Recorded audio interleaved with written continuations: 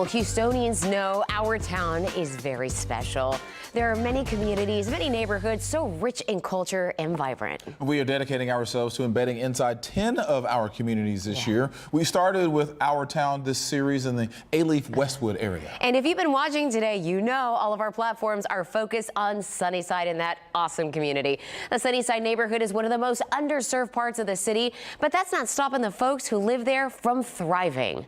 We find KPRC2's Lisa Hernandez and Andy Sirota in Sunnyside. You two have been out there all day. Tell us what's in store for this hour. Yes.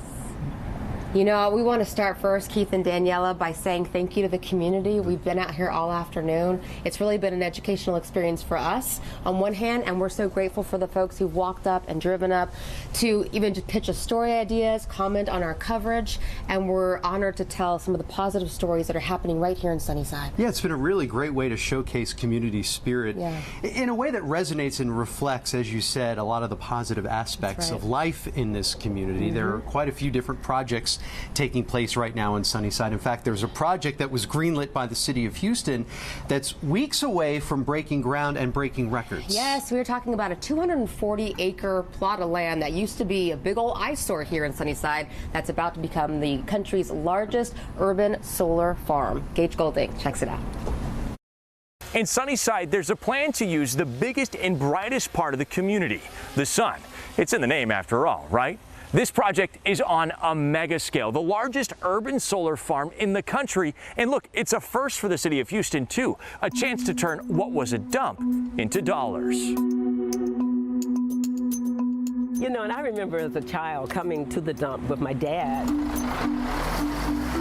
It's a sight many lifelong Houstonians remember. The smell, the mounds of trash, and the blight this old landfill right off Highway 288 brought to Sunnyside. There are traditionally dumps in black communities, and this is going to transform that into something that is going to be very significant for the community. A transformation from a dark mark in Sunnyside's history to the biggest and brightest urban solar farm in the nation. Where these trees stand now, row after row of solar panels will soon line this land. In all, they'll produce 52 megawatts of electricity, enough clean energy to power 5,000 to 10,000 homes. It's also estimated that it will remove about 120 million tons of carbon from the air. Is there anything like this in the city of Houston? No.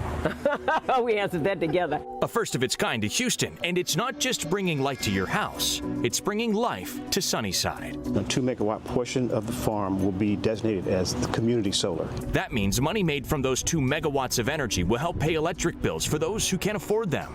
Now, there won't be anybody's house directly connected to it, but they will get like credits on their bills, for example. And that's just the start. The company building the solar farm, Clean Capital, will also pay the city of Houston rent for the land. A portion of that lease payment will go back to the community as well. While the power might travel outside of Sunnyside, the money and even more benefits will stay right here. They're looking to have an ag hub as well and a food source for people because, you know, this area is considered to be a food desert, food insecure. The project is about a month and a half behind schedule. Clean Capital blaming high interest rates preventing them from getting final financing. The city says Clean Capital is also looking for a buyer of the solar power, but if the sailing stays smooth.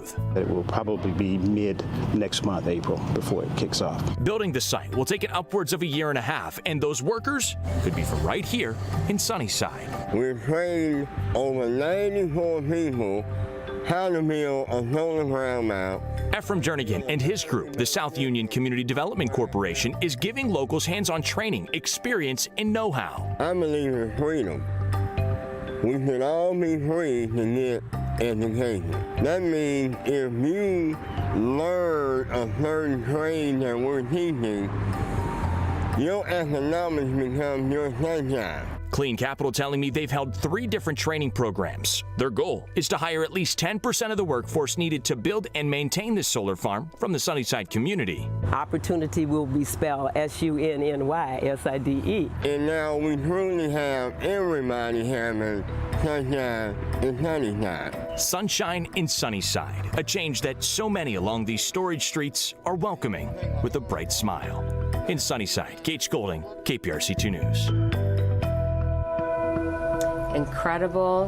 Incredible to see all that underway. Gage Golding, thank you so much for your reporting.